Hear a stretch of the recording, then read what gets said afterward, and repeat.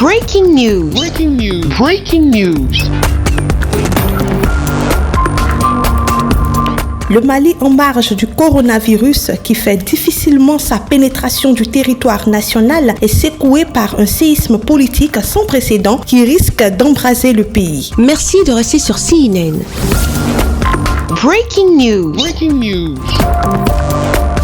Le très populaire honorable Soumaïla Cissé, président du parti politique malien URD, chef de la file charismatique de l'opposition malienne, a été victime le 25 mars 2020 d'un enlèvement armé non revendiqué avec sa délégation de 12 personnes qui l'accompagnaient pour sa campagne politique dans la circonscription de Yafounké au Mali. Cet enlèvement armé non revendiqué a fait à ce jour de source sûre un mort en la personne de Mohamed Cissé, le garde du corps de l'honorable Soumaïla Cissé, ainsi que des graves blessés par balle dans la délégation du président de l'URD, dont Amadou Yattara, enseignant à la retraite, et Abourou Ama Bouridao. Réunis pour un point de presse à Bamako, la direction du cabinet du président et chef de file de l'opposition malienne a tenu à faire un point de presse face aux médias nationaux et internationaux. Chers journalistes, bonjour. Je vous remercie infiniment au nom de l'URD et au nom du cabinet du chef de file de l'opposition pour avoir fait massivement le déplacement ce matin pour venir partager avec nous les informations que vous savez déjà sur l'enlèvement du président de l'URD, l'honorable Soumaïla Cissé, chef de file de l'opposition et sa délégation dans le cercle de Niafounké. Hier, mercredi 25 mars 2020, l'honorable Soumaïla Cissé, en campagne donc dans la circonscription électorale de Niafounké, a quitté le matin Niafounké pour se rendre dans la commune de Saraferi. Après s'être entretenu avec nos militants à Saraferi, il devait continuer sur la commune de Koumaïra. Je vous rappelle que la commune de Koumaïra est distante de Saraferi d'à peu près 20 km. Et l'honorable Soumaïla Cissé a quitté Saraferi aux alentours de 15 heures avec une délégation composée de 12 personnes à bord de 2 véhicules 4x4. Lui et sa délégation donc étaient attendus à Saraferi, à Koumaïra vers 16 heures. Et depuis ce moment jusqu'à ce matin, on n'avait pas reçu d'informations de lui et des membres de sa délégation. Hier soir, le parti, l'URD, en rapport donc avec le cabinet du chef de file de l'opposition, nous avons créé une cellule de crise qui est installée ici. Nous avons annoncé l'information dans un premier temps, dans un premier communiqué, et ensuite nous avons vu que les informations erronées sur leur libération étaient sur les réseaux sociaux. Dans un deuxième communiqué, on était obligé de rectifier pour que tout le monde soit sur la même longueur d'onde. Et nous avons annoncé donc dans un troisième communiqué la mise en place de cette cellule de crise. Entre-temps, depuis le début de nos inquiétudes sur leur disparition, toutes les autorités de notre pays ont été informées. Le ministre de la Sécurité a été informé, le Premier ministre a été informé, et également les ambassadeurs, la MINUSMA et Barkhane. Le Premier ministre s'est engagé à les associer également dans les activités de recherche pour qu'on puisse les retrouver sains et saufs. Le gouvernement même a passé un communiqué sur leur thème, vous êtes déjà au courant de ça. Alors ce matin, nous avons reçu des informations. Des informations selon lesquelles la délégation a été scindée en deux. Après donc vérification, on a effectivement remarqué qu'un premier groupe de 5 personnes arrivé à Saraferi ce matin, aux alentours de 7h30. Ils ont été, une partie de ce groupe a été envoyée à Niafunké, parce que tout simplement, il y a 2 qui étaient blessés.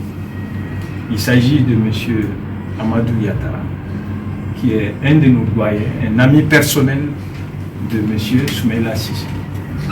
Et ensuite, un de nos jeunes, du nom de Vie Banou, qui a été également blessé et qui est parti ce matin à Niafunké.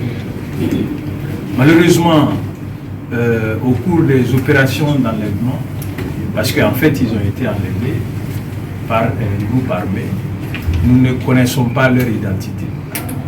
C'est des hommes armés, pour nous, non encore identifiés jusque-là. Il faut être clair. Et au cours donc de leur enlèvement, il y a eu des tirs, ce qui fait que ces 2-là ont été blessés. Et également le garde-corps de Soumaïla a été touché par balle. Malheureusement, il n'a pas pu survivre à cette blessure.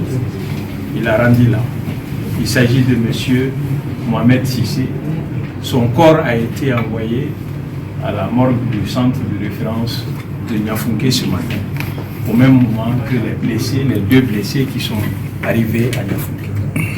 J'ai parlé de 5 personnes. Les deux autres rescapés sont restés à Saraferi.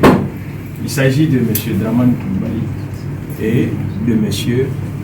Amadou Yatara, qui est le fils du doyen Amadou Yatara, qui a été touché par balle également. Donc, tout ceci, à l'exception donc du garde-corps, les 4 autres sont de Niafunké. Ce sont nos militants de Niafunké. Ils n'ont pas quitté Bamako pour aller avec l'honorable Soumaïla Cissé. Quand il quittait Bamako, il était avec une délégation.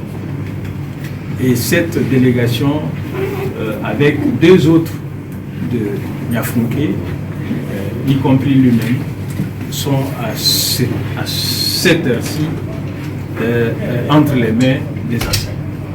Donc pour l'instant, l'honorable Soumaïla Cissé n'est pas libre, contrairement à toutes les informations erronées qui circulent sur les réseaux sociaux. L'honorable Soumaïla Cissé, à cette heure-ci, 11h30, nous n'avons pas encore d'informations plausibles ni de confirmation de la part de la partie gouvernementale, ni de qui que ce soit, pour attester effectivement qu'il a été libéré. Donc, il n'a pas été libéré. Les autres membres de la délégation ne sont pas encore libérés.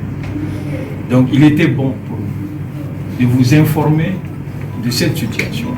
Et cette cellule de crise a l'obligation de continuer à vous informer et à vous donner surtout la bonne information. Parallèlement donc à tout ce qui se passe, au niveau de la cellule de crise, nous avons formé diverses délégations. Une délégation est présentement en train d'aller dans la famille du défunt pour présenter nos condoléances et surtout soutenir moralement la famille de M.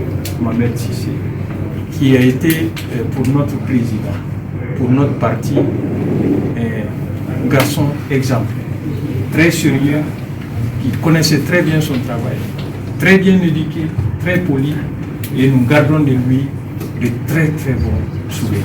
C'est un homme engagé qui était vraiment apprécié de tous, ça je peux l'attester. Nous regrettons vraiment ce qui est arrivé.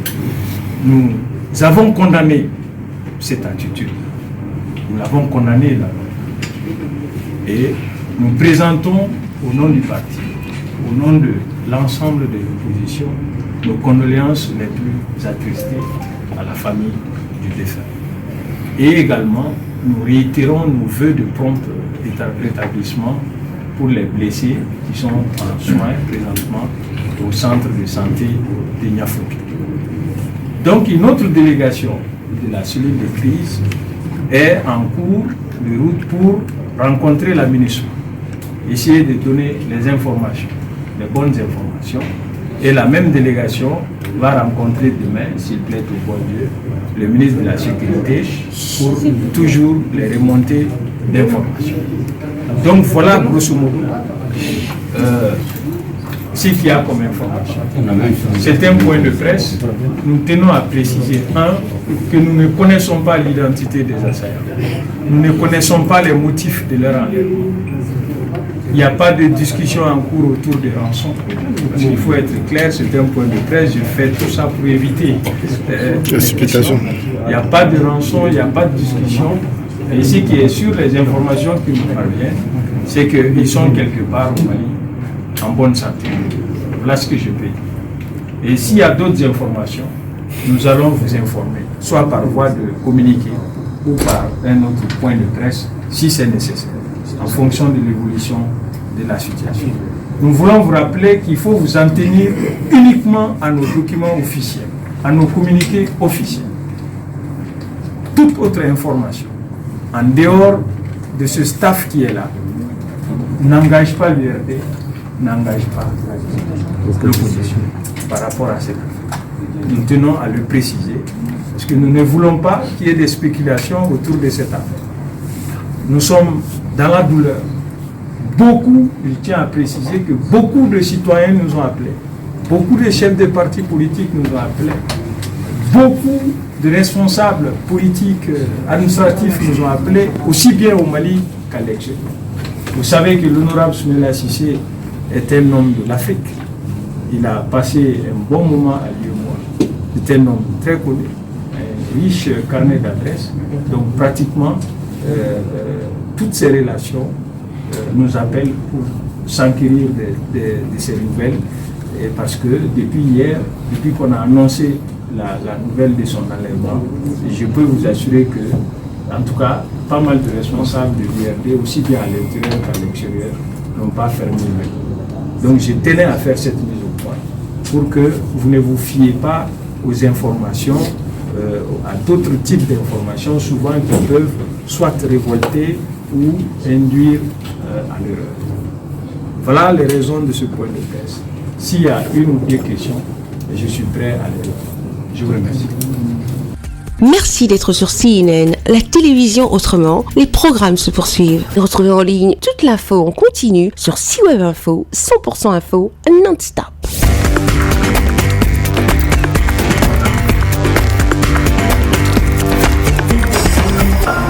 Breaking news. Breaking news. Sur CNN.